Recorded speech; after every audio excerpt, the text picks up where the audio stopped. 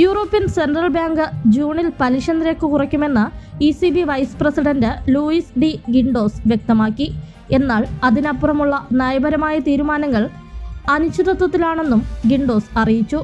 വർദ്ധിച്ചുവരുന്ന എണ്ണവില, ദുർബലമായ യൂറോ, US ഫെഡറൽ റിസർവ് നിരക്ക് കുറയ്ക്കൽ വൈകിപ്പിക്കുമെന്നും അറിഞ്ഞിട്ടും ECB മാർഗനിർദ്ദേശം നൽകിയെന്നും അദ്ദേഹം വ്യക്തമാക്കി.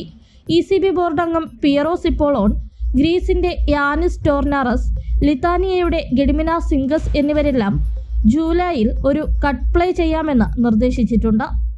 പണപ്പെരുപ്പം മാർച്ചിൽ 2.4% വരും മാസങ്ങളിൽ നിലവിലെ നിലവാരത്തിനടുത്തെത്തുമെന്നും എന്നാൽ അടുത്ത വർഷം ECBയുടെ 2% ലക്ഷ്യത്തിലേക്ക് തിരിച്ചുവരുമെന്നും ഡി ഗിൻഡോസ് ആവർത്തിച്ചു.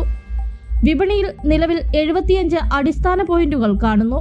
ഈ വർഷം സെൻട്രൽ ബാങ്കിന്റെ 4% നിക്ഷേപ നിരക്ക് വെട്ടിക്കുറയ്ക്കുകയും ചെയ്യും. എന്നാൽ ചില പോളിസി മേക്കേഴ്സ് ജൂലൈയിൽ രണ്ടാമത്തെ മൂവ് ഇതിനകം തന്നെ അവതരിപ്പിച്ചിട്ടുണ്ട്.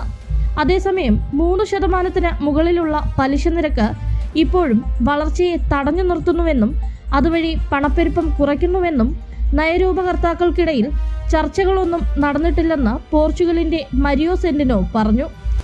ഊർജ വിപണിയിലെ ചാഞ്ചാട്ടവും ഭൗമരാഷ്ട്രീയ പിരിമുറുക്കവും പണപ്പെരുപ്പത്തിന് അപകട സാധ്യതയാണെന്ന് എല്ലാ നയരൂപീകരണ നിർമ്മാതാക്കളും സമ്മതിച്ചെങ്കിലും നാണയപ്പെരുപ്പം താളം തെറ്റിക്കാൻ ഇതുവരെ ആഘാതം പര്യാപ്തമല്ലെന്ന് അവർ വാദിച്ചു.